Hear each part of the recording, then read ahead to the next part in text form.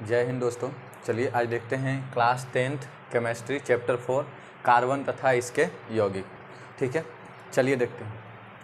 देखिए यहाँ पर हमने कुछ फिगर बनाए हैं जो कि रसायन शास्त्री थे, है ना, जो कि कार्बन में इनका महत्वपूर्ण योगदान है कार्बन को खोज करने में, तो इसीलिए इनका फिगर बनाया। मतलब कि ये फिगर उन्हीं के जैसा नहीं है, एक समझने के लिए आपको बनाया गया है ताकि आप किसी तरह से इसको याद रखिए।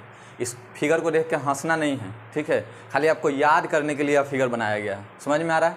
चलिए देखते हैं। इस चैप्टर का नाम है कार्बन तथा इसके यौगिक। ठीक है, ये आपको पहला पार्ट्स हम पढ़ा रहे हैं इस चैप्टर का। ठीक है, इसके जितने भी पार्ट्स हैं सभी पार्ट्स देख लीजिएगा, आपको यह चैप्टर बहुत अच्छी तरह से समझ में आ जाएगा। ठीक है, चलिए देखिए, तो इसके पहले पार्ट्स को अध्ययन करते हैं। अब देखते हैं, तो सबसे पहले देखते हैं कि कार्बन आखिर में हम लोग यूज कहाँ करते हैं। तो कार्बन देखिए, हमारा दैनिक जीवन में कार्बन का लगभग जगह यूज है। ठीक है, जैसे सुबह से शाम तक अगर देखो, रात तक देखो, तो खाली कार्बन का यूज करते रहते हैं। ठीक है, जैसे देखिए भोजन, कपड़ा, कागज, चमड़ा, साबुन, रंग इत्यादि, है ना, लगभग जगह जो है हम लोग कार्बन का यूज करते हैं। ये सब में भी कार्बन है, भोजन में कार्बन है, कपड़ा में कार्बन है, कागज में कार्बन है। तो बताइए, कागज है ना, सुबह से देखिए, ठीक है, बहुत सारे लोग जो है, बहुत जो पढ़ते हैं वो लोग देखते होंगे कागज, कपड़ा, है ना, भोजन, ये सब तो सब करते ही हैं डेली के जीवन में। ठीक है, तो बताइए जो कार्बन है उसका यूज जो है ना, लगभग का जो दिन है सभी दिन करते हैं। ठीक है, तो ये तो आपको समझ में आ गया कि इसका यूज है ना, तो हम लोग डेली इसके यूज करते हैं कार्बन का। ठीक है, देखिए कोयला है तो कोयला में भी कार्बन है।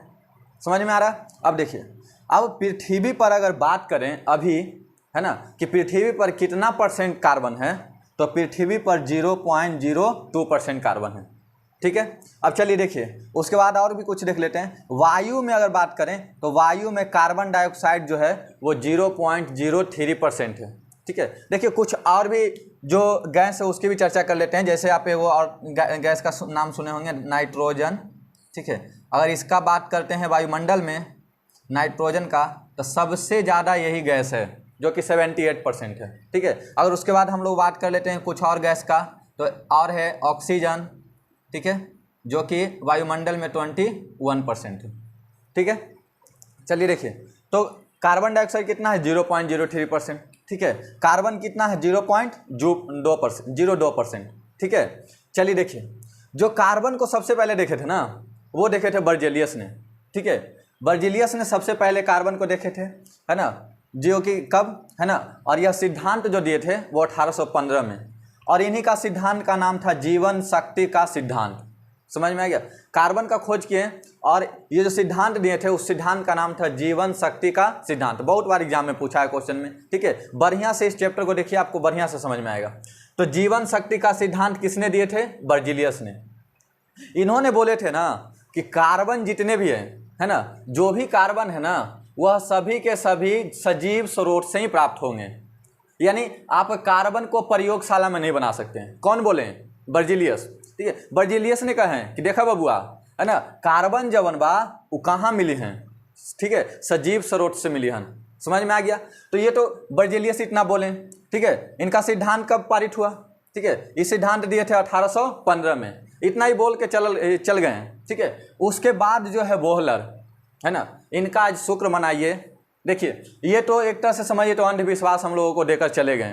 ठीक है, कि इसको बनाना ही मत, कार्बन कभी लाइफ में बनाना ही मत, बनने वाला नहीं है। ठीक है, ये सिर्फ और सिर्फ प्राप्त होगा तो सजीव स्रोतों से ही प्राप्त होगा।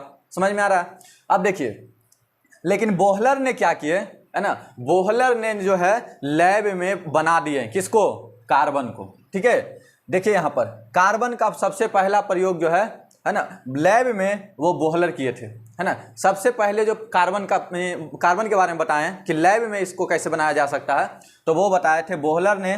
ठीक है, और जो कि प्राप्त किए थे, तो सबसे पहला जो कार्बनिक यौगिक था, जो सबसे पहला था दुनिया का, है ना, वो था यूरिया। वो क्या प्राप्त किए थे? यूरिया। इनको प्राप्त कैसे हुआ? देखो, वो जो है अमोनियम साइनेट को गर्म किए तो प्राप्त हुआ क्या चीज? यूरिया प्राप्त हुआ। ठीक है, जिसका कि सूत्र ये होता है CH4N2O। ठीक है, इसका सूत्र भी याद कर लीजिए, कई बार एग्जाम में पूछ देता है डायरेक्ट सूत्र कि यूरिया का सूत्र होते हैं। ठीक है, देखिए इधर, तो बताइए बर्जेलियस क्या कह के गए कि कार्बन तो बनाना ही नहीं है। समझ में आ गया। लतिया दिया कौन? बोहलर। लेकिन बोहलर आया, बोला ओ आप यह बोल कर गए थे, देखिए हम आविष्कार कर दिए हैं, कहाँ? लैब में बना दिए हैं। अब देखो जब जैसे ही बना कार्बन, है ना, तो बहुत सारा लोग बोला कि ओ कार्बन बना दिया है, ठीक है कोई बात नहीं है, अब हम भी बनाते हैं। समझ में आ गया। तो देखो कहाँ कोई स्थिर बैठने वाला था, सब एकदम दौड़ने लगा कि चलो चलो चलो लेकिन हम भी बनाएंगे कार्बन, जब लैब में बनवे करता है। लेकिन सबसे पहले किसने बनाया? तो बोहलर ने। इसीलिए हम बोल रहे हैं कि बोहलर को, है ना, बहुत नमस्कार करिए, प्रणाम करिए, जो कि, है ना, आपको खोज कर गए हैं, जो कि लैब में बना सकते हैं, है ना, वो कार्बन। जबकि बर्जीलियस तो यह कहवे नहीं किए थे। समझ में आ गया। इसीलिए, है ना, इनको लतिया दिए कौन? बोहलर। बोले अच्छा ठीक है, देखो आज हम खोज कर दिए हैं, ठीक है। तो सबसे पहले खोज किए थे बोहलर ने। और दुनिया का सबसे पहला जो कार्बनिक यौगिक है जिसमें कार्बन होता है वो था यूरिया। समझ में आ गया। अब देखिए, तो ये तो अंधविश्वास से पर्दा हटा दिए कौन? बोहलर, है ना। यह अंधविश्वास क्या देकर गए थे कि प्रयोगशाला में नहीं बनेगा, लेकिन बताइए इसको हटाएं कौन? बोहलर। देख लीजिए, है ना, बोहलर ने इसे हटा दिए। अब जैसे ही बोहलर हटाएं तो सब लोग निकलने लगा कौची बनाने के लिए? कार्बन बनाने के लिए। सोचा कि चलो यही बहाने हमरो नाम हो जाएगा, ये हमरो नाम हो जाएगा। समझ में आ गया। सब लोग तो नाम कमाने के पीछे भागते थे। बर्जीलियस भी देखो नाम कमाने के लिए बोल दिए कि बनबे नहीं करेगा लैब में। समझ में आ गया। इसे सजीव स्रोत से प्राप्त होगा। लेकिन देखिए बोहलर भी सोचे कि लाओ, है ना, हम बना देवे किए हैं। समझ में आ गया। इन्हें लतिया देते हैं इसको, बर्जीलियस को। बर्जीलियस को लतिया दिया कौन? बोहलर। इसके सिद्धांत को गलत साबित कर दिया। समझ में आ गया। अब देखिए, तो फिर कोल्बिन आए, ठीक है। कुछ नाम आपको दिया हुआ है बुक में, उसको याद कर लेना है, ठीक है। बोहलर ने जो आए तो यूरिया बना दिए। कोल्बे आए क्या चीज बना दिए? एसिटिक अम्ल, ठीक है। एहू है कार्बनिक यौगिक जो है खोज कर दिए, ठीक है। यह क्या बना दिए? एसिटिक अम्ल। सूत्र होता है CH3COOH, है ना। सूत्र भी आप याद कर लीजिएगा, हम बार बार बोल रहे हैं, एग्जाम में आपसे पूछ सकता है, ठीक है। देखिए इसमें जितने भी पॉइंट्स है, जितने भी हैं क्वेश्चन आंसर, सब हम लिख कर पहले से ही रेडी रखते हैं। इसलिए रेडी रखते हैं क्योंकि देखिए जब जो वीडियो है वो ज़्यादा लंबा ना हो, ठीक है। नहीं तो अगर हम एक एक करके लिखेंगे तो समय ज़्यादा लग जाएगा, ठीक है। तो वीडियो बहुत लंबा चला जाएगा, है ना। हम प्रयास करते हैं कि कम समय में ही आपको ज़्यादा समझा दें, क्योंकि समझिएगा आप तब एग्जाम में आप लिख लीजिएगा, ठीक है। चलिए देखिए, अब तो बोहलर ने खोज कर दिया कार्बन का, है ना। बर्जीलियस के यहाँ पर सिद्धांत गलत साबित हो गया। अब सब लोग है जो है ना, खोज हो गया है कार्बन के, अब हम भी कार्बन बनाएंगे, ठीक है। तो सब लोग कार्बन बनाने के पीछे लग गए। अब देखिए, जैसे मान लेते हैं कोई आपको बोल दे कि देखिए गांव में भोज नहीं है ना, यानी गांव में आज किसी प्रकार का पार्टी नहीं है। कोई एक आदमी आकर बोला, और कोई एक आदमी है जो जा करके उसको पता लगा लिया कि नहीं है, निमंत्रण है, पार्टी है। समझ में आ गया, आज पार्टी है, ठीक है। तो अब देखो, जब जैसे ही सुनेगा गांव के अगल बगल वाला कि निमंत्रण है, तो सब सामने में अच्छा चलो चलो चलो लोटा उटा लेके चल। समझ में आ गया, खैबो करेंगे लेबो करेंगे।